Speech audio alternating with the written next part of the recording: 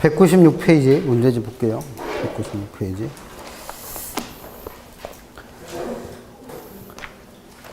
투자론부터는 지난번에도 지난 7월달에 할 때도 얘기 드렸는데 반만 맞추세요. 투자론부터 투자론, 금융, 간평. 여기서는 투자론에서 한 3개, 금융론에서 한 3개, 그 다음에 간평에서 2개, 그래서 한 8개 맞으시고 나머지 이제 개발관리론에서 아마 올해는 작년처럼 7개 이렇게 내지는 않을 거예요. 그러니까 한 4문제 정도 나올 테니까 거기서 웬만하면 다 맞으시면 한 12개 정도 나오죠. 그러면 실제 앞부분에서는 잘 안 틀리시니까 한 26개 정도 맞으실 거예요. 그러면 65점, 70점 그 정도 나오실 겁니다. 그래야 붙는 거고. 그래야 붙는 거고. 그러니까 다 붙질 않잖아요. 학원에 다니신 분들이 1년 지나고 나서 다 합격자 명단에 있진 않아요. 근데 이제 학원에 안 다니면 그 비율이 엄청나게 낮은 거고. 실제로 그래서 원서 내시는 분이 작년 같은 경우에 14만 명 정도 냈다고 하더라고요. 통계 나온 거로 보면. 그 중에서 합격자 수는 17,000명? 10% 내외예요. 전체 합격률이. 높지 않아요. 절대 공인중개사 시험이 다른 시험에 비해서 합격률이 엄청나게 높거나 이런 시험 절대 아닙니다. 근데 학원에 다니신 분들은 비율이 조금 높아지죠. 그래서 학원마다 조금씩 차이가 있는데 많이 나쁘는 학원은 뭐 모르겠어요. 통계를 어떻게 잡으셨는지 모르겠는데 그 합격률 보시면 뭐 80%에 육박하는 학원도 있고. 근데 그분들은 어떤 분들이냐면 최종 합격자 수만 합친 게 아니라 1차 뭐까지 합친 거. 그러니까 예를 들어서 뭐 이 학원에서 올해 시험 끝나고 나서 뭐 합격생 수가 100명이 나왔다. 그럼 이 100명 중에는 1차부터 해서 2차까지 동차로 합격하신 분이 뭐 한 20명 있겠죠. 예를 들면. 그리고 작년에 1차를 붙었기 때문에 올해 2차만 해갖고 붙으신 분이 뭐 한 30명 있겠죠. 그리고 1차만 붙으신 분이 뭐 한 50명 있겠죠. 그럼 이걸 다 토탈해갖고 100명 이렇게 잡는 거예요. 근데 이 문제는 이 밑에 들어가는 분모값이잖아요. 분모값. 그럼 이 분모값은 어떻게 하냐면 분모값은 학원 혜택 한 번이라도 이름을 올린 분 있잖아요.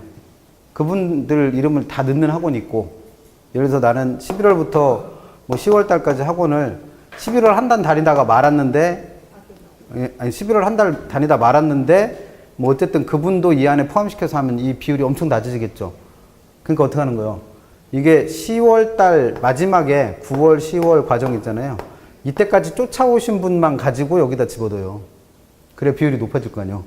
그러면 그 중에서 뭐 11월부터 10월 달까지 학원을 했던 요 자리에 한 번이라도 앉았던 분이 한 200명 된다.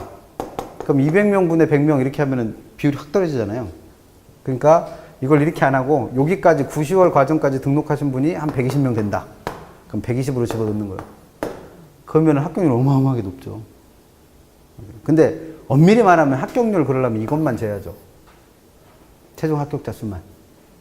이렇게 보통 계산하는데 이렇게 하면 비율이 엄청 낮아요. 우리도 실제로 학원 다니신 분이라 해도 40%대 나오면 그 학원 진짜 공부 잘한 거고요. 30%대 정도 되면 그래도 평판은 치신 거고. 그러니까 실제로는 1, 2차 동시에 해갖고 합격하는 분 그렇게 많지 않아요.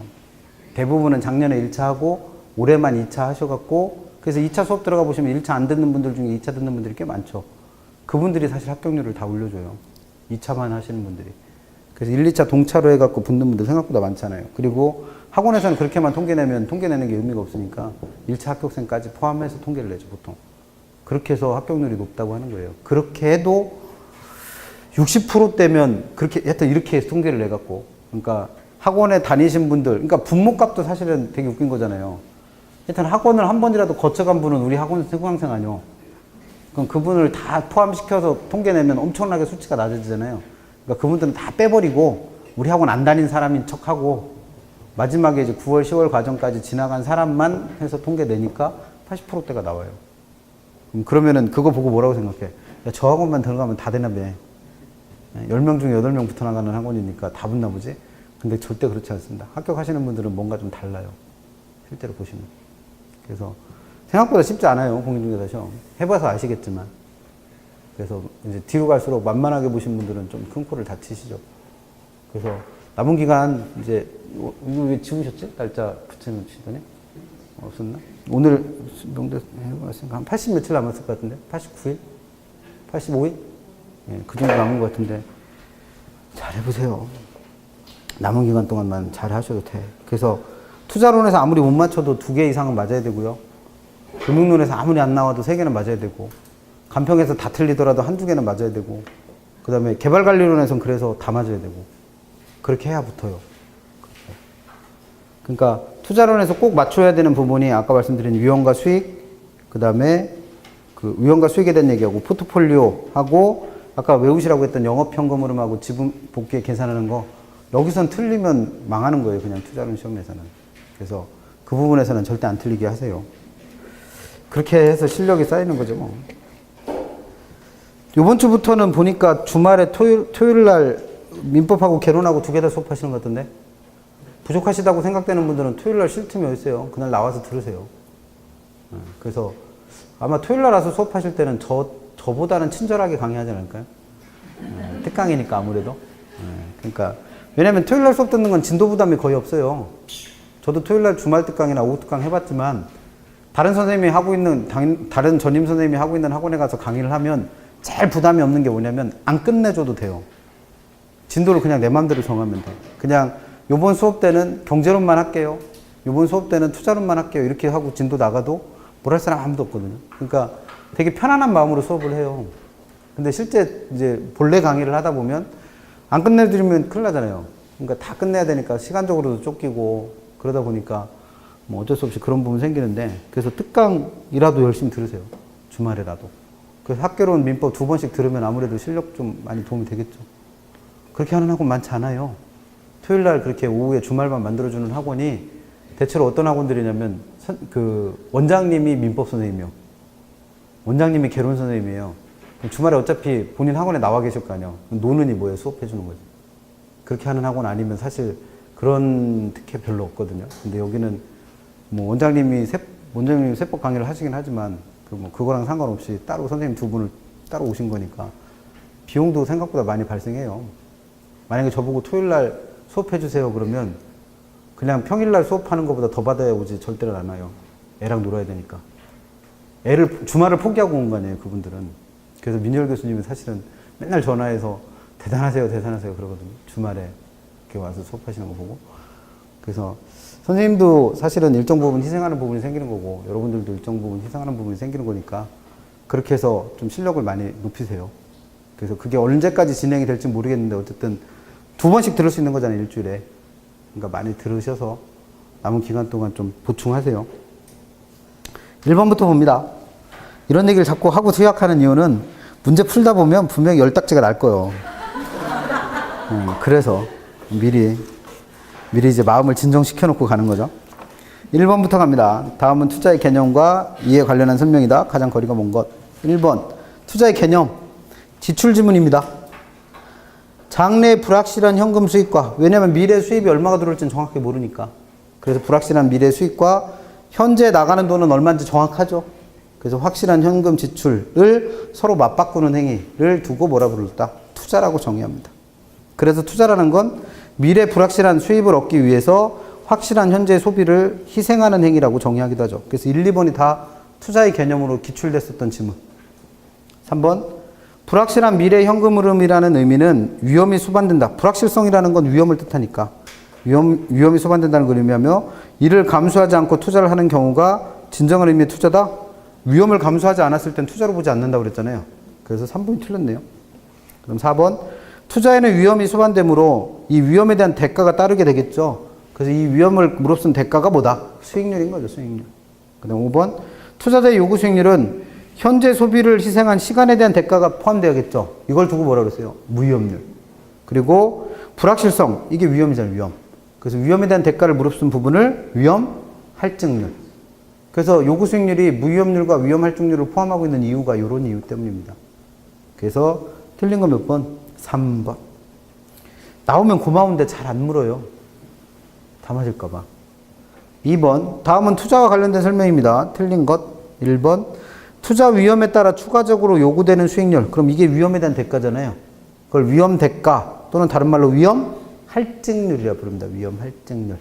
프리미엄이 할증률이니까. 위험 대가 또는 위험 할증률. 그래서 여기에는 물가 상승에 따른 위험. 이게 누구예요? 인플레이션 위험. 물가 상승으로 인해서 내 부동산 가치가 하락할 수 있는 인플레 위험도 포함되겠죠. 그래서 1번은 맞습니다. 그러니까 얘는 두 가지 의미에서 생각할 수 있는데 물가 상승에 따른 위험이 누구라는 거, 인플레 위험이라는 것도 일단 아셔야 되고 인플레로 인해서 생기는 위험은 체계적 위험이 들어가요? 비체계적 위험이 들어가? 체계적 위험이 들어가잖아요. 시장 상황이라 할 때 그 시장 상황은 인플레 심화 또는 뭐 경기 변동 뭐 이런 거라고 했으니까. 그래서 인플레이션에 따른 위험은 체계적 위험으로 분류되니까 체계적 위험은 누구 속에 포함된다? 위험, 할증률에 영향을 준다 했었죠. 그러니까 이 지문 하나가 되게 많은 내용을 담고 있어요. 일단 이게 위험 할증률이라는 거 일단 아셔야 되고 위험 할증률 속에는 인플레이션에 그러니까 물가 상승에 따른 위험인 인플레 위험도 포함된다. 근데 포함되는 이유가 인플레이션 위험은 어디로 분류되니까 체계적 위험으로 분류되니까 체계적 위험은 위험 할증률에 포함되는 위험이었죠. 그래서 1번은 맞는 질문인데 이거 틀리게 나오면 되게 깝깝합니다. 2번 위험과 수익이 상쇄 관계에 있다라는 건 위험과 수익이 무슨 관계에 있다는 거예요? 반비례가 아니라 비례. 이런 건 주성하는 문제인데 이거 지문 실제로 나왔던 기출지문입니다. 2번은. 그래서 위험과 수익의 상쇄 관계라는 게 뭔지를 알고 계셔야 되고 3번 정해지렛대 효과라는 건 타인 자본을 이용해서 나의 수익률이 어떻게 될 때? 높아질 때. 이게 낮아지면 부해부 효과. 아니 부해지렛대 효과. 그 다음에 변화가 없으면 영해지렛대 효과를 불렀던 거죠. 4번 부동산 총 매입금에서 전세 금액을 제외한 차액만을 본인이 부담하여 집을 매입했다. 그럼 이 전세금도 남의 돈이잖아요. 그럼 남의 돈 이용해서 부동산 투자한 거니까 이것도 뭐로 볼 수 있다? 지렛대 효과를 볼 수 있다. 그래서 시험 문제에서는 전세 끼고 집 사는 건 지렛대 효과를 이용한 거로 볼 수 없다. 라고 시험에 나왔던 적이 있습니다. 그 다음 5번 투자란 아까 개념 정했던 거 불확실한 장래의 현금 수익과 확실한 현재의 현금 지출을 서로 어떻게 하는 거? 교환. 개념. 그래서 답은 2번이 틀렸고 그 2번 문제가 실제로 나왔던 기출문제 지문 순서만 바꿔놓은 거예요. 그래서 이렇게 나오는 적도 있습니다. 개념과 관련해서. 그래서 이런 거는 틀리시면 안 될 테고 나머지 문제는 풀 거 없고요. 한 페이지 넘기셔서 6번 부동산 투자에 관한 설명이다. 가장 적합한 것. 부동산 투자의 개념 계속 나오는 말 불확실한 미래의 현금 수익과 현재의 현금 지출을 서로 어떻게 한 거다? 교환. 그래서 체계적 위험을 제거하기 위해 분산 투자를 해야 된다. 분산 투자가 포트폴리오잖아요. 그럼 포트폴리오를 즉 분산 투자를 하면 체계적 위험이 줄어들어요? 안 줄어들어요. 분산 투자에서 줄일 수 있는 건 누구만? 비체계적 위험만. 그럼 1번은 틀렸네. 그래서 체계적 위험을 제거하기 위해서가 아니라 비체계적 위험을 제거하기 위해서 분산 투자를 하는 거죠. 그래서 1번은 틀렸고 2번 총 매입 금액에서 전세금을 제외한 차액만 부담하여 집을 매입했다. 이건 지렛대 효과를 이용한 거로 볼 수 있죠. 2번이 틀렸고 3번 부동산 투자의 위험에 따라 추가적으로 요구되는 수익률을 위험 할증률 또는 위험 대가라고 했죠. 그래서 이런 위험 대가, 위험 할증률이 영향을 주면 수익률도 같이 높아지죠. 그럼 위험 커질 때 수익률도 같이 커지니까 반비례한다는 게 아니라 비례. 4번 부동산 투자의 장점 소득이득은 매년 운영해서 버는 수입이고 자본이득은 처분했을 때 버는 수입이잖아요. 그래서 자본이득과 소득이득 둘 다 얻을 수 있다는 건 장점. 그 다음에 타인 자본을 이용해서 지렛대 효과를 얻을 수 있다. 그 다음 절세 효과. 이 절세 효과는 왜 생기는 거예요? 감가상각비나 이런 거에 대해서는 공제받잖아요. 대출 이자에 대해서나 또는 감가상각비에 대해서는 공제를 받으니까 세금을 덜 내도 되는 거 아니에요. 그래서 절세 효과가 있다는 거고. 그 다음에 구매력을 보호하는 효과. 이걸 인플레이션 해지라 부른다, 해지. 영어로는 뭐 이렇게 쓰는 애인데 읽을 때는 뭐 우리만 아니니까 내 맘대로 읽어도 되죠. 뭐 해지라고 읽어도 되고 해지라고 읽어도 되는데 이거는 이런 것 때문에 생기는 문제를 방어하는 기능 이런 거로 이해하시면 돼요. 요런 것 때문에 생기는 문제를 방어하는 기능. 그러면 인플레이션 해지다 그러면 인플레가 발생하면 내 자산 가치가 어떻게 될 수 있다고 그랬어요? 떨어질 수 있다고 그랬죠. 물가가 상승하고 돈의 가치가 떨어짐으로 인해서 내 자산 가치가 떨어질 수 있는데 이 자산 가치가 하락하는 부분을 방어해 주는 게 인플레이션 해지입니다. 왜냐면 만약에 인플레이션이 한참 발생하고 있는 시점에서 현금을 보유하고 있어요. 그러면 돈의 가치가 계속 떨어지니까 내 자산 가치가 떨어지겠죠. 근데 이걸 현금으로 보유하지 않고 뭘 사면 부동산을 사두면 이 부동산의 가치가 같이 어떻게 되니까 올라가니까 내 자산 가치가 떨어지는 걸 그만큼 줄여줄 수 있다는 거죠. 이걸 두고 인플레이션 해지. 이건 영어식 표현이고 우리말로 바꾸면 구매력의 보호. 뭐 그런 얘기고. 그 다음에 사업 이윤이 발생한다. 이건 뭐 소득이득과 똑같은 얘기고. 소유의 긍지. 집사 갖고 있으면 장가가기도 편하죠, 뭘. 그런 게 소유의 긍지고. 그 다음에 인적 통제의 기회. 이런 것들이 발생할 수 있죠. 그럼 4번은 다 맞는 표현. 맞는 표현. 5번. 투자 위험을 피하고 안전한 수익을 얻기 위한 고전 이론의 자산 3분법을 이용하는 것은 최적 포트폴리오라고 볼 수 있다. 자산 3분법은 내가 가지고 있는 자산을 예금, 부동산, 그 다음에 또 하나가 뭐예요? 주식. 요 세 개로 나눠 투자해 놓는 게 자산 3분법이에요. 3분이니까 어떻게 똑같이 나눠 놓는 거죠. 예금의 3분의 1, 주식의 3분의 1, 부동산의 3분의 1. 그럼 그걸 우리는 최적 포트폴리오라 불러요? 아니에요. 최적 포트폴리오는 그거와 상관없이 두 개의 곡선, 즉 무차별 곡선과 효율적 전선이 어떻게 하는 점? 접하는 점이죠. 그러니까 아무 상관없습니다. 자산 3분법이 최적 포트폴리오가 틀린 표현. 맞는 건 4번밖에 없죠. 그래서 이런 문제 나와주면 고맙긴 한데 잘은 안 냅니다. 잘은 안 내요. 그 다음 한 페이지 넘기셔서 9번부터가 이제 위험에 대한 문제죠. 위험에 대한 문제. 부동산 투자에 따른 위험에 관한 다음 설명 중 옳지 못한 것. 1번 운영 위험의 개념 써놨죠. 그대로 이해하시면 되고. 2번 위치적 위험이라는 건 주변 환경이 변하면서 부동산의 무슨 위치가? 상대적 위치가 변하는 위험. 왜냐면 절대적 위치는 안 변하니까. 3번 투자 금액을 모두 자기 자본으로 조달했다. 그러면 남의 돈 빌려서 그 돈을 못 갚을 수 있는 위험인 금융적 위험은 완전히 제거되죠. 그럼 여기까지는 일단 맞는 표현. 근데 부채 비율이 커질수록 그럼 남의 돈을 많이 빌렸다는 얘기잖아요. 그러면 지분 수익률이 커질 수도 있지만 금융적 위험도 같이 커지겠죠. 그러면 그 문장에서 부채 비율이 클수록 지분 비율이 커진다. 이걸 무슨 효과? 지렛대 효과. 남의 돈을 빌릴수록 내 수익률이 높아질 수도 있는 효과를 지렛대 효과.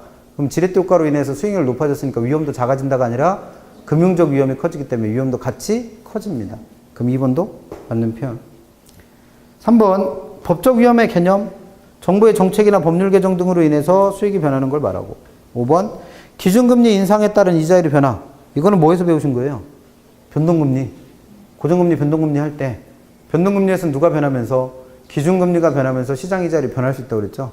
그럼 변동금리 하에서 기준금리가 올라가면서 이자율이 변했다. 그러면 투자자의 요구 수익률 변동과 부동산 가치에 영향을 미칠 수 있죠. 그럼 이걸 우리를 뭐라 불러요? 시장의 돈의 가치 변화로 인해서 기준금리가 변한 거죠. 그럼 기준금리가 변하면서 내 대출 이자율이 변해서 내 수익에 영향을 줬습니다. 그럼 이걸 무슨 위험? 인플레 위험. 투자론에서라면 인플레 위험, 금융론에서라면 이자율 위험.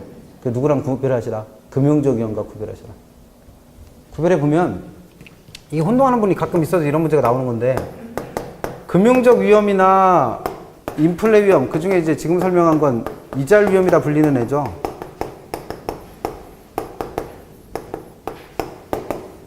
혼동하는 분이 있다는 거예요. 왜? 둘 다 남의 돈 빌려서 생기는 위험이니까. 근데 얘는 뭐예요? 대출금에다가 뭘 곱한 게 이자율을 곱한 게 만약에 뭐라면 내가 은행에다 갖다 해줘야 될 이자라면 빌린 돈은 똑같은데 죄송합니다. 이자율은 똑같은데 뭐가 많아지면서 빌린 돈이 많아지면서 이자가 많아져 갖고 내가 돈을 못 갚을 수 있는 위험이라면 이걸 뭐로 보시는 거고 금융적 위험으로 보시는 거고 인플레 위험은 뭐예요? 똑같아요. 대출금에다가 뭘 곱해서 이자율을 곱해서 이자를 계산할 때 대출금의 크기는 변화가 없는데 뭐의 변화로 인해서 인플레이션으로 인해서 뭐가 변하면서 이자율이 변하면서 내가 은행에다 갖다 줘야 될 이자가 많아진 거예요. 그렇다면 이건 무슨 위험으로 봐야 돼? 인플레 위험 또는 이자율 위험으로 봐야 돼요. 그러니까 둘 다 은행에다 갖다 줘야 될 돈이 많아졌으니까 내 수익은 그만큼 어떻게 된 거예요? 줄어든 거죠. 줄어든 거예요. 근데 그 줄어든 이유가 대출금이 너무 많아서 내 수익이 줄어든다면 무슨 위험으로 보시고? 금융적 위험. 그 다음에 대출금에는 차이가 없지만 인플레이션 때문에 뭐가 높아져서 이자율이 높아져서 은행에다 갖다 줘야 될 돈이 많아진다면 이건 인플레 위험 또는 이자율 위험으로 이해하시면 되죠. 그럼 여기서는 지금 내가 은행에다 돈을 더 많이 갖다 주는 이유가 돈을 많이 빌려서요? 아니면 이자율이 높아져서요? 이자율이 높아져서지. 그럼 이건 금융적 위험이 아니라 이자율 위험으로 봐야죠. 치사한 문제긴 한데 혼동하십니다. 이거. 그래서 혼동하지 마시고. 10번. 부동산 투자에 따른 위험을 설명했습니다. 가장 올바른 것. 1번은 개념. 부동산 투자에서 예상한 결과와 실현된 결과가 달라질 가능성을 위험이라고 정의하죠. 투자자가 요구하는 요구 수익률에 반영되는 위험은 모든 위험, 총위험이다.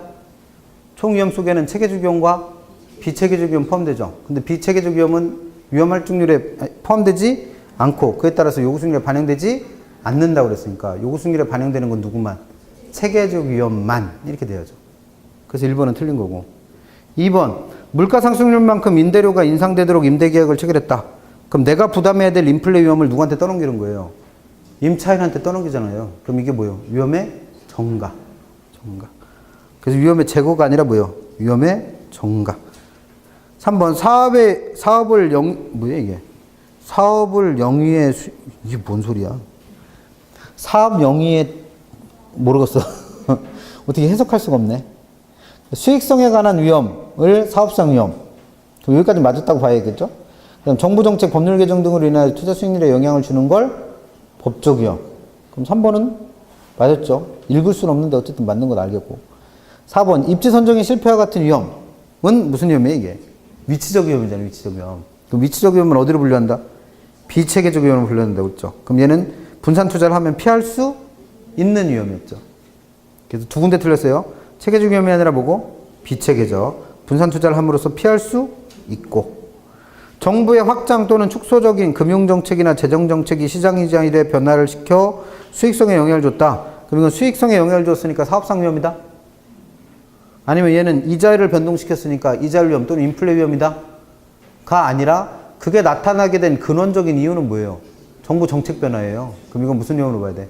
법적 위험으로 봐야죠. 법적 위험. 그래서 올바른 거 찾으셨으니까 답은 3번 찾으시면 되겠습니다. 사업을 영위에 수익, 못 읽겠어요. 저는 못 읽었어. 11번. 다음과 같은 상황에서 임대주택 투자자의 1년간 자기자본 수익률을 구해라. 시험 문제 딱 2번 냈습니다. 자기자본 수익률의 계산. 자기자본 수익률의 계산. 그래서 이거 지분 수익률 계산하는 거랑 조금 달라요. 지분 수익률하고 자기자본 수익률은 뭐 동의어로 이해하셔도 상관은 없는데 지분 수익률은 뭐 할 때 나온 거예요? 우리가 배운 거 중에 어림셈법에 그 안에 보면 수익률법이라는 거 있었잖아요. 있었어요, 그런 게. 네, 그래서 어림셈법에 있는 수익률법의 하나가 지분 수익률이에요. 그래서 종합수익률, 지분수익률, 세후 수익률 세 가지 배우신 거. 그건데, 그러면 어림셈법은 특징이 뭐였어요? 두 가지 특징을 갖고 있었죠. 딱 몇 해 동안, 한 해 동안, 1년 동안의 수익만 계산한다. 그 다음에 처분했을 때 발생하는 자본이득은 계산한다, 안 한다? 안 하고 1년 동안에 뭐만 가지고? 소득이득, 즉 영업현금 흐름만 가지고 계산한다. 이게 특징이었잖아요. 유학집 피세요. 맨날 얘기하면 뭐예요? 못 알아듣는다. 예약집을 어딜 가보시냐면 146페이지 147페이지 가보시면 148페이지 죄송합니다. 148페이지를 가보시면 양가로 2번에 어림셈법 해놓고 승수법과 수익률법 나와 있죠. 그래서 수익률법 중에 그 두 번째 거 지분 배당률 또는 같은 말로 뭐라 불러요? 지분 수익률. 그럼 구하는 식은 외우고 있죠? 그거 다 쳐요. 외우고 있다 쳐. 그리고 그 어림셈법은 위에 개념 보시면 1번에 한 해 동안에 뭐만 가지고 소득이득만 가지고 화폐 시간가치를 계산하지 않고 승수와 수익률 계산해서 승수는 그 값이 어떨수록 작을수록 수익률은 그 값이 클수록 투자 분석하는 방법이라고 배웠죠. 개념은 알고 계셔야지. 계산하는 식은 포기했다 하더라도 개념은 아셔야지. 그러면 지분 수익률은 소득이득만 계산하니까 뭐는 안 한다는 거예요. 처분했을 때 가치상승분은 고려를 안 하는 거예요. 근데 자기자본 수익률이라고 시험 문제 나올 때는 뭐도 고려한다. 이 소득이득에다가 뭐도 포함한다? 자본이득까지 포함해서 계산을 하라는 문제예요. 이것만 차이가 있어요. 나머지는 다 똑같습니다. 그러면 지분 수익률 구하는 식하고 자기자본 수익률을 구하는 식이 다 어떻겠어요? 똑같아. 그럼 지분 수익률은 누구에 역수를 했으니까? 세전 현금 흐름 승수에 역수를 했으니까 밑에 누구 들어가고? 지분 투자에 들어가고 위에는 누가 들어가면 돼요? 세전 현금 흐름이 들어가면 돼요. 근데 이게 만약에 지분 수익률이면 누구만 계산하면 되는데? 소득이득. 세전연금 흐름만 계산하면 되는데 자기 자본 수익률 계산할 때는 뭐까지 포함해라? 자본이득에 대한 수익률. 그럼 여기서 자본이득에 대한 수익률을 뭐로 준 거예요? 맨 마지막 점에 있는 1년간 임대주택에 뭐가 나와 있어요? 가격 상승률. 그럼 쉽게 말하면 이거 1억에 샀으면 얼마에 판다는 거예요? 1억 200만 원에 파실 수 있다는 얘기예요. 그럼 그 200이 나의 뭐가 된 거예요? 자본이득이 된 거예요. 그럼 그것까지 포함해서 뭘 구해라? 수익률을 구해라. 이 문제입니다. 그러면 세전값을 구할 때는 어떻게 구하시면 돼요? 이걸 소득이득 계산하고 자본이득 계산하면 되죠? 그럼 실제로 계산하시면 되죠. 뭐. 지분 투자액 얼마 들어갔대요? 총 투자액이 100만 원이요. 그럼 이거 얼마예요? 100만 원에다 공두개 붙이니까 1억이지 뭘 1억. 1억 중에서 대부 비율이 60%니까 남의 돈 얼마 들어간 거예요? 1억에 60%니까 얼마? 6천만 원. 그럼 내 돈 얼마 들어간 거예요? 4천만 원. 그럼 지분 투자액은 얼마? 4천. 그럼 여기다는 이제 뭐 구하시면 돼? 세전 현금 흐름하고 세전 지분 복귀액 계산하시면 되죠. 근데 세전 지분 복귀액은 따로 안 주고 그냥 몇 프로라고 준 거예요. 2% 준 거예요, 2%. 가치 상승률이 얼마니까? 1억에 몇 프로 올랐으니까 2%. 그럼 얼마 번 거예요? 1억에 2%면 1억에다가 2% 수익률 나왔어요. 그럼 얼마 나온 거예요? 200. 200만 원은 뭐로 보시면 돼? 자본이득으로 보시면 돼요. 그럼 누구만 구시하시면 돼? 세전 영업현금, 세전 현금 흐름. 그럼 세전 구하려면 어떻게 하면 된다 그랬어요? 지금 보니까 차입 조건 이자율 8%고 매년 말에 이자만 지급하고 만기의 원금 일시 상환하는 조건이다. 금융론 배우실 때 원리금 상환 방법의 종류 설명할 때 원리금인 등 원금인 등 체증식은 이게 대출 기간이 끝나면 빌린 원금을 다 갚는다고 그랬죠. 그래서 이걸 분할 상환, 뭐 이렇게 할부 상환 이렇게 불렀었고, 그거 말고 어떤 거 있다고 그랬어요? 원금 일시 상환 방식 있다고 그랬죠. 다시 피세요, 요약지.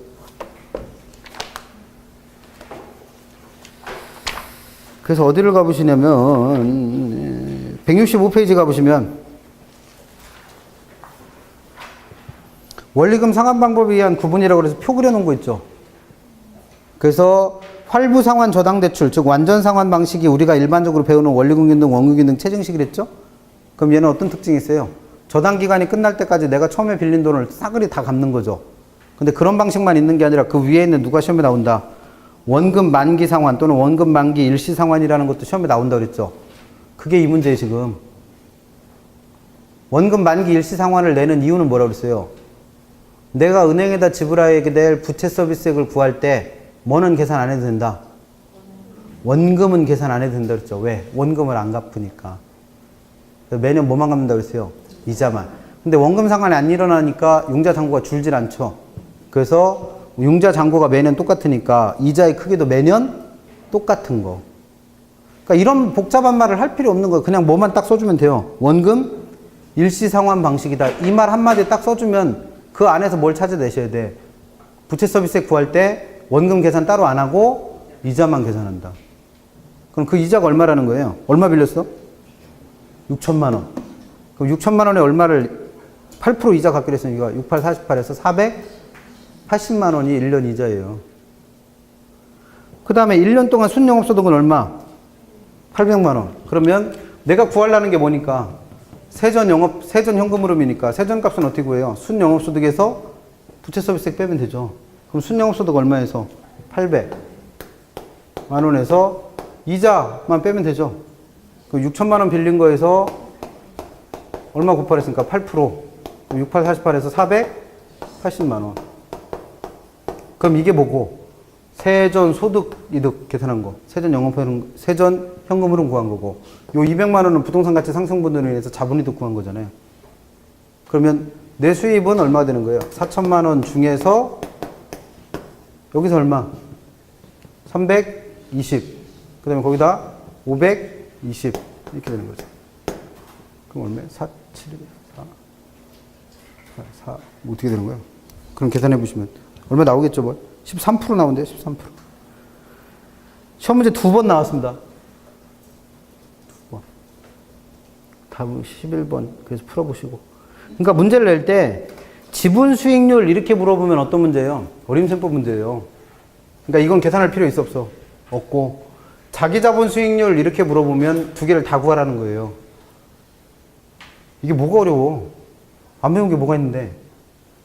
지분 수익률 구하는 방법 배웠고 이거 하나만 새로 설명드린 거잖아요. 지분 수익률은 원래 어림셈법이니까 소득이득만 구하지만 자기 자본 수익률 구하라고 하면 뭐도 구한다? 자본이득도 구한다. 그거 하나만 새로 기억하시면 되지 뭐. 나머지는 구하는 방법 다 알고 있는 거니까. 나오면 빨리 찍고 넘어가세요. 그냥. 그럼 제일 편해. 그래서 시험에 2번 나왔던 문제입니다. 한 번은 지금처럼 1년 후에 가치 상승률을 2%로 줘서 더 복잡하게 됐고 한 번은 좀 더 쉽게 내느라고 이걸 빵프로로 줬어요. 빵프로. 그런 차이가 있긴 하지만 어쨌든 시험에 2번 나왔던 문제. 12번 다음은 투자자의 요구 수익률에 대한 설명입니다. 가장 거리가 먼 것. 1번 요구 수익률은 투자에 대한 위험이 주어졌을 때 투자자가 대상 부동산에 자금을 투자하기 위해 충족해야 될 최소한의 수익률이다. 개념 설명한 거죠. 2번 요구 수익률에는 시간에 대한 비용, 이걸 뭐라고 그래요? 무위험률. 그 다음에 위험에 대한 비용, 위험 할증률, 그리고 예상 인플레이션율을 포함해서 계산하죠. 맞는 편이고. 3번 위험 조정률 또는 위험 조정 할인율이란 위험에 대한 대가로 위험 할증률이 포함된 할인율이죠. 그래서 그 대표적인 게 누구다? 요구 수익률. 그럼 3번은 맞았네. 4번 무위험률은 국채의 실질 이자율과 같은 것으로서 무위험률의 상승은 투자자의 요구 수익률을 하락시키는 요인이다. 아까 2번에서 요구 수익률 속에는 무위험률, 위험할증률, 인플레이션율 포함된다며요. 그러면 거기에 들어가는 무위험률이 높아지면 당연히 요구 수익률도 같이 높아져야죠. 작년에 나왔던 기출문제. 그래서 4번이 틀렸고. 5번 요구 수익률에 반영되는 위험할증률은 주로 시장 위험에 대한 대가. 이 시장 위험은 우리가 뭐라 불러요? 체계적 위험. 그래서 체계적 위험에 대한 대가를 위험할증률이라 했고 그게 요구 수익률 속에 포함되니까 위험과 수익이 무슨 관계에 있다? 비례관계, 상쇄관계에 있는 거죠. 그래서 틀린 건 몇 번? 4번. 13번 다음은 투자원으로부터 예상되는 기대 수익률과 투자자의 요구 수익률과의 관계를 나타낸 거다. 가장 타당하지 않은 것. 1번 기대 수익률과 요구 수익률을 비교하여 투자 분석을 하죠. 근데 누가 더 커야 된다고 그랬어요? 기대 수익률. 그래서 기대 수익률이 요구 수익률보다 크거나 같으면 투자합니다. 2번 요구 수익률에 비해서 기대 수익률이 낮대요. 그럼 투자해요, 안 해요? 안 하죠. 근데 거기서 끝난 게 아니죠, 이 문제는. 투자를 안 하니까 수요 감소. 그럼 수요가 감소하니까 가격은? 수요가 감소하는데 가격이 올라가? 수요가 감소하면 가격은 하락하죠, 하락. 그래서 2번은 맞았어요, 지금. 문제에서 묻고 있는 게 지금 기대 수익률이 아니잖아요. 가치를 물었어, 가치. 그럼 수요가 줄어든 만큼 가격은 어떻게 돼요? 하락하죠. 그래서 2번은 맞는 표현. 3번 시장 가치가 하락할 경우 부동산에 대한, 그럼 이 시장 가치는 뭐라고 이해하세요? 가격으로 이해하세요, 가격. 그러면 2번이랑 연결되는 거예요, 지금. 가격이 하락하니까 부동산에 대한 기대 수익률은 점차 어떻게 돼요? 높아지죠. 그럼 3번은 맞았고. 이거 아직도 정리를 못 하시네. 기대 수익률하고 요구 수익률 비교해서 지금 누가 큰 거예요? 요구 수익률이 더 큰 거잖아요. 기대 수익률이 낮은 상황. 그럼 투자해야 안 해요? 안 해요. 그러면 부동산에 대한 수요는 어떻게 된다? 감소. 수요가 감소했으니까 가격은 하락. 가격이 하락하면 무슨 수익률은? 기대 수익률은 점차 어떻게 된다? 상승한다. 그걸 2번하고 3번에 나눠서 문제 푸는 거잖아요, 지금. 여기까지가 2번이고, 여기서부터가 3번이고. 4번, 기대 수익률과 요구 수익률이 다르다. 그럼 누가 변한다고 그랬어요? 요구 수익률은 절대 안 변해요. 투자자의 마음속에 있는 건 절대 안 변해. 내 마음속에 있는 이상형은 변해, 안 변해? 절대 안 변해요. 이상형은 안 변해. 그냥 이상형과 가까운 사람과 살 뿐이지. 그렇잖아. 이상형은 절대 안 변해. 요구 수익률은 절대 안 변해요. 그렇잖아. 그래서 누가 변하는 거예요? 기대 수익률. 그래서 누구랑 같아져요? 기대 수익률과 요구 수익률이 같아지죠. 그래서 항상 뭘 기억하시겠어? 항상 변하는 건 누구다? 기대 수익률. 문제집을 푸는 이유가 뭐예요? 맨날 말하면 뭐해? 기억이 안 나는 걸. 그래서 문제 풀면서 직접 확인하라는 거예요. 내가 뭘 놓쳤는가. 수업할 때 맨날 했던 얘기 뭘 놓치고 있는가. 5번 요구 수익률 상승으로 인해서 기대 수익률이 이에 미치지 못했다. 일단 이 말 자체가 문제가 있습니다. 요구 수익률은 상승할 이유가 없잖아요. 지금 정해진 상황에서라면. 그러니까 여기서 요구 수익률이 상승했다는 건 갑작스럽게 무위험률이 높아졌거나 아니면 위험이 더 커졌거나 뭐 이런 이유 때문에 어쨌든 요구 수익률이 높아졌다고 가정을 해보는 겁니다. 그럼 요구 수익률이 더 높아짐으로 인해서 기대 수익률이 이에 미치지 못합니다. 그럼 누가 더 큰 거예요, 지금? 요구 수익률이 더 큰 거죠. 그럼 투자해야 하네요? 안 하죠. 그럼 투자 안 하니까 부동산의 가치, 즉 대상 부동산의 시장 가치는 상승한다, 하락한다? 하락하겠죠. 그럼 시장 가치가 하락하니까 요구 수익률이 다시 하락해요? 요구 수익률이 안 변해요. 누가 변해? 기대 수익률. 그래서 기대 수익률이 점차 어떻게 돼서 상승해서 기대 수익률과 요구 수익률이 일치할 때 뭘 이룬다? 균형을 이룬다. 그럼 지금 2번부터 5번은 지금 이 한 지문 가지고 요 한 문장 가지고 4개를 지문을 만든 거예요. 그래서 여기서부터 여기까지를 뭐로 한 거고 2번. 그 다음에 요거는 3번. 계속 같은 얘기 하고 있잖아요, 지금. 하나가 흔들리면 계속 흔들려요. 4번은 그래서 기대 수익률이 높아진다는 얘기를 하고 있는 거고 5번은 그거랑 똑같은 얘기 다시 한 거고. 그 답은 5번이 틀렸습니다. 이걸 왜 자주 안 내나 모르겠어요, 출제자들이. 여러 차례는 안 물었어요. 내면 틀릴 분들 놀리고 쐈어. 저 같으면 이런 거네. 많이 봐주고 있는 거죠, 뭘.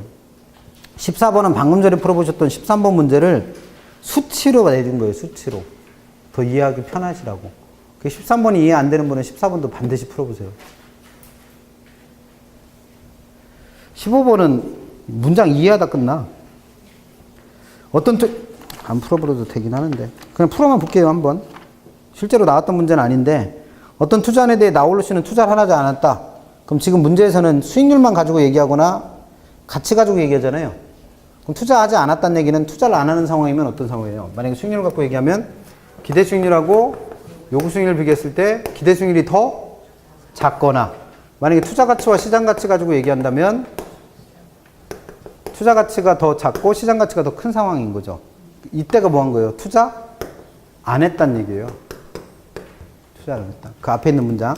나홀로 씨는 투자를 하지 않았으니까 이 상황이 되어져. 그러면 지금 답이 될 수 있는 건 2번이거나 아니면 3번이거나 다 들어가네. 2번, 3번, 4번, 5번 다 들어가네. 어쨌든 1번은 아닌 거고.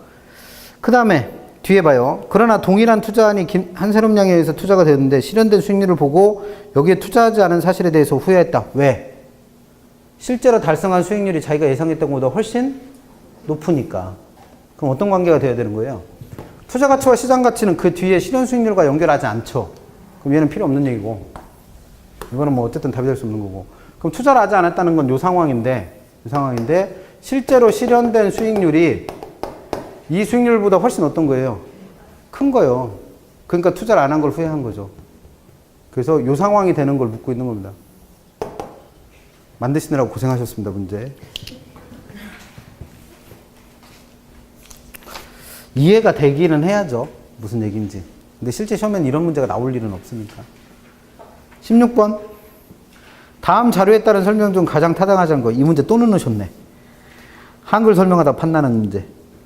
다음 자료에 따른 설명 중 가장 타당한 것. 그럼 일단 수익률 중에서는 누가 제일 높아요? 수익률만 놓고 판단하면 오피스텔이 제일 크죠. 그 다음에 수익률이 제일 낮은 건 상가고, 그 다음에 그 옆에 있는 표준 편차를 누군 나타내요? 위험을 나타내겠죠. 그래서 위험은 누가 제일 크고, 오피스텔이 제일 크고, 상가가 위험은 제일 작죠. 그 다음 맨 끝에 있는 거 기대 수익률 분의 표준 편차죠.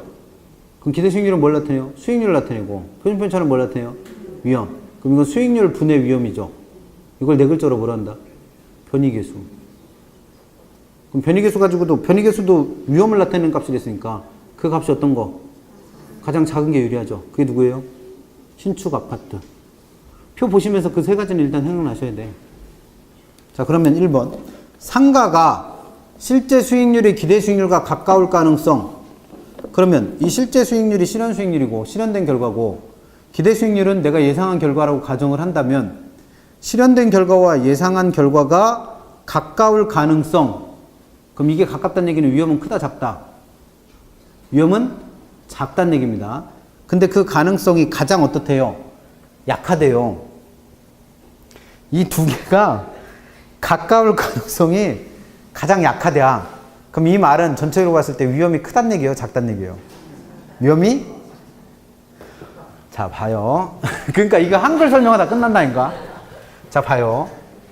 위험이라는 거의 개념은 뭐였어요? 위험이라는 건 내가 예상한 결과랑 실현된 결과가 달라질 가능성이죠. 이게 위험이에요. 그럼 이게 달라진다는 얘기는 이 두 개가 같아질 가능성이 크다, 작다? 같아질 가능성이 크다는 거예요, 작다는 거예요? 위험이라는 건 이 두 개가 달라질 가능성이라며. 그럼 이 두 개가 다르다는 건, 다르다라는 건 같을 가능성이 높은 거예요, 낮은 거예요? 낮은 거지. 이것 때문에 미치겠어요. 왜 이런 질문을 왜 내는 거예요, 도대체? 에? 한글 테스트 하는 것도 아니고. 이게 무슨 귀화하시는 분들 귀화 시험이요? 자, 다시 봐요. 상가는 빼고 실제 수익률이 기대 수익률과 가까울 가능성은 위험이 그만큼 작다는 얘기잖아요. 근데 그 가능성이 가장 약하대요. 그럼 얘는 두 개가 달라질 가능성이 크단 말이잖아요, 지금. 바꿔 얘기하면. 같아질 가능성이 작다는 얘기는 같아진다는 거요, 커진다는 거요? 아니, 같아진다는 거요, 달라진다는 거요? 달라진다는 얘기예요, 지금. 아우, 속 터져. 내가 혈압에 쓰러지고 바로. 잘 읽어봐요. 지금 실제 수익률이 기대 수익률과 가까울 가능성이 가장 약하다는 건 이 두 개는 달라질 가능성이 그만큼 크다는 거죠. 그럼 위험이 크다는 거예요, 작다는 거예요? 위험이 크다는 얘기요. 근데 우리가 아까 읽어볼 때 상가는 위험이 가장 작았잖아요. 그 말이 안 되지, 일단. 그래서 1번은 틀린 거. 그 다음에 오피스텔이 가장 크다? 그럼 가까울 가능성이 가장 오피스텔이 크다는 얘기잖아요. 그러면 가까울 가능성이 크다는 건 이 두 개가 위험이 그만큼 어떻다? 작다는 얘기요. 그럼 앞뒤가 바뀌었잖아요, 지금.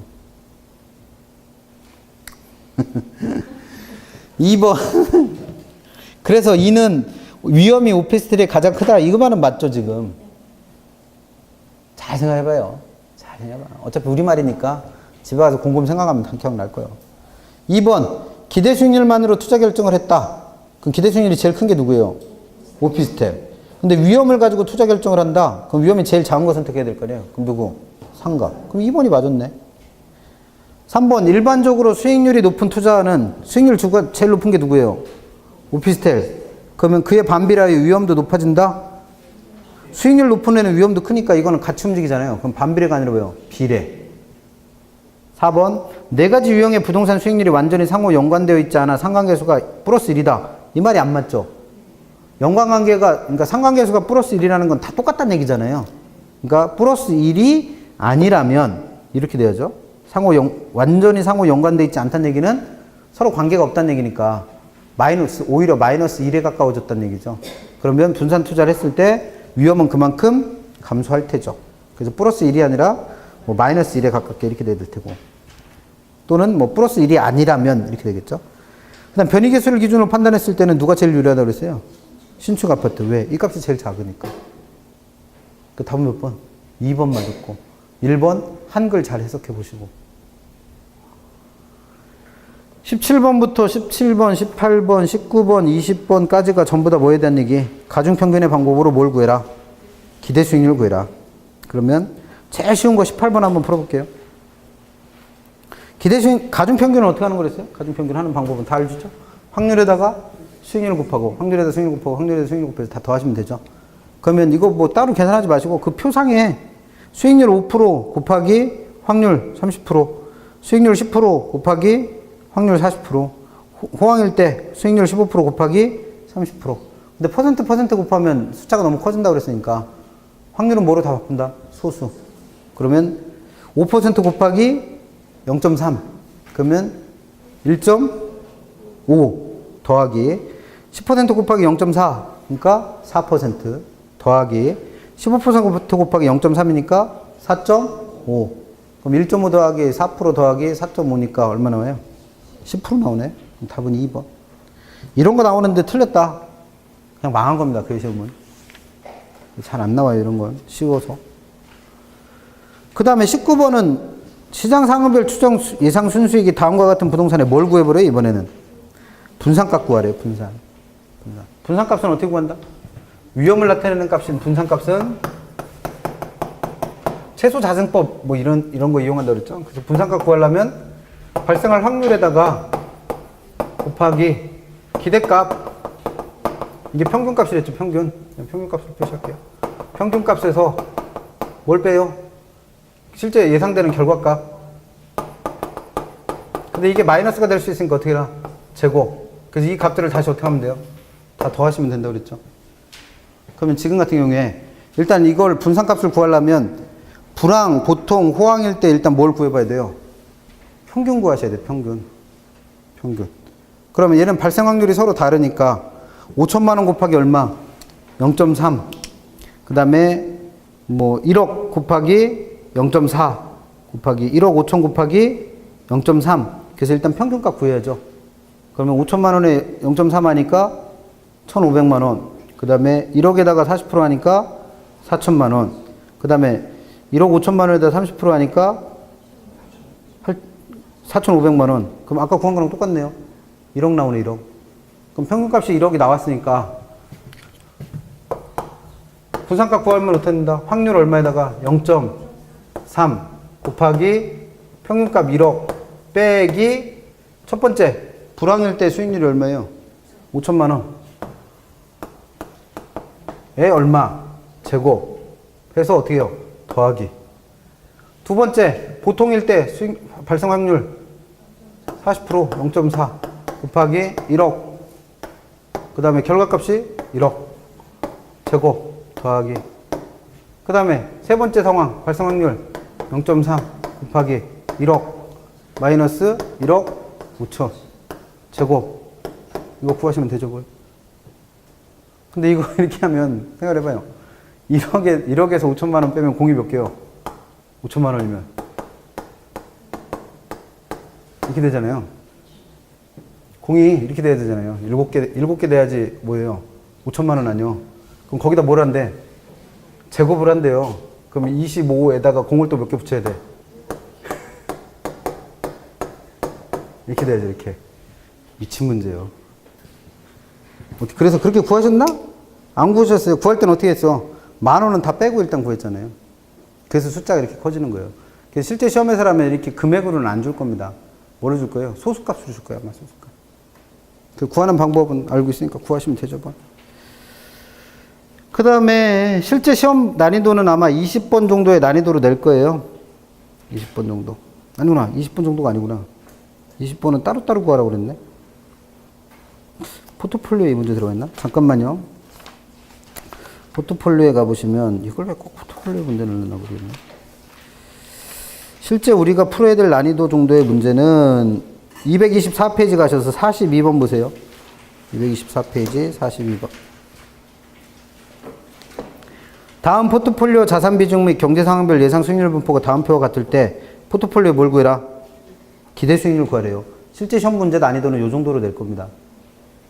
그럼 얘는 지금 어떻게 하셔라? A 부동산이 호황일 때 불황일 때 수익률이 서로 다르죠. 그럼 일단 A 부동산의 수익률을 뭐로 구한다? 평균 값으로 이용해서 구하세요. 그 다음에 B 부동산도 같은 방법으로 평균을 이용해서 구하고 C 부동산도 평균을 이용해서 구한 다음에 이 세 개의 자산의 구성 비율이 서로 다르죠. 그럼 그 구성 비율을 이용해서 또 한 번 뭐 하는 거예요? 가중평균을 하시는 거예요. 그렇게 해서 전체 수익률을 구하시면 됩니다. 그럼 암산해 볼게요. 지금 발생 확률이 호황과 불황의 발생 확률이 각각 얼마예요? 50%죠. 그럼 50%일 때는 뭐 하셔도 된다? 네, 그냥 0.5 곱하기 해서 가중평균 하셔도 되고 더해서 반띵해도 된다고 그랬죠. 그러면 A 부동산의 평균 수익률 얼마예요? 두 개를 더해서 2로 나누니까 4. 가중평균에도 값은 똑같이 나옵니다. 그 다음에 B 부동산은 6. C 부동산은 6. 그러면 수익률 그렇게 해서 구했고 그걸 또 자산 구성 비중에다가 가중평균 또 하시면 되죠. 그러면 20%니까 0.2 곱하기 4 더하기 0.4 곱하기 6 더하기 0.3 곱하기 6 그러면 4% 20이니까 0.8 더하기 2.4 더하기 2.4 이렇게 나오겠네요. 그러면 뭐 얼마 나오겠죠, 뭘. 그래서 5.6 암산하셔도 됩니다, 이 정도는. 그게 바람직한 모습이고. 그래서 여기까지가 기대 수익률 구하는 거. 기대 수익률 구하는 거. 그래서 실제 난이도는 42번 정도로 낼 거고요. 문제 앞에 있는 것처럼 18번 같은 게 제일 쉽게 나올 때 문제고. 그래서 공부하실 때 18번까지 풀어보시고 42번도 꼭 같이 풀어보세요. 그리고 올해 시험에서는 분산값을 구하는 게 아마 나올 가능성이 있어요. 근데 이렇게 숫자를, 금액으로 이렇게 줘버리면 이 공이 너무 커져요. 그 답 내기가 거의 현실적으로 불가능해. 그래서 보통은 뭐로 낼 거다? 금액으로 안 주고 뭐 10%, 뭐 이렇게 퍼센트로 줄 가능성이 더 클 겁니다. 그래서 그렇게 해서 구하시면 돼요. 21번. 다음 자료를 근거로 할 때, 다시 돌아오셔서 209페이지 21번. 다음 자료를 근거로 할 때 투자자의 요구 수익률과 투자의 투자 가치는 얼마냐? 토지의 투자 가치. 그럼 요구 수익률은 어떻게 구한다고요? 무이업률에다가 위험 할증률 더하고 예상되는 인플레이션율을 더하랬죠. 그럼 무이업률 얼마에다가 6%, 위험 할증률 2%, 예상되는 인플레이션율 2%. 그래서 얼마? 10%. 그 다음에 이 토지의 매월 임대료는 1,000만 원으로서 영구히 달성 가능하다. 그러면 요구 수익률은 일단 몇 프로 나왔고 10% 나왔고 투자 가치는 어떻게 구한다고 그랬어요? 그 부동산에서 발생할 수익을 요구 수익률로 나누면 되죠. 그럼 수익이 얼마니까? 1,000만 원이니까 1,000만 원을 10%로 나눠서 1억이 아니죠. 왜? 요구 수익률은 몇 년치, 요구 수익률은 월 단위로 계산한 거예요? 연 단위로 계산한 거예요? 요구 수익률. 연 6%, 연 2%, 연 2% 아니에요? 그럼 10%가 연 10%인 거잖아요. 근데 수익은 언제 나온대요? 매월. 그럼 1년치 수익으로 계산해야죠. 그러면 1,000만 원에다 얼마를 곱해서 11을 곱해서 계산한 1억 2천을 얼마로 나누시면 돼? 10%로 나누시면 되지. 그럼 얼마 나와요? 12억 나온다. 12억. 그 답은 2번. 내용은 둘째 치고 계산 문제는 어떻게 하실지 정해드렸죠? 지난달에. 지금 이 정도 계산이 암산으로 안 되시면 계산 문제는 하지 마세요. 그게 오히려 나아요. 아까 풀어봤던 42번 문제 있잖아요. 그 정도가 암산으로 안 되잖아요. 계산 문제 하지 마세요. 그게 더 나아. 그 다음에 뒤에 있는 얘기들은 다 포트폴리오에 대한 얘기니까 잠깐만 쉬었다가 212페이지에 있는 25번부터 다시 갑니다. 잠깐 쉬었다 할게요.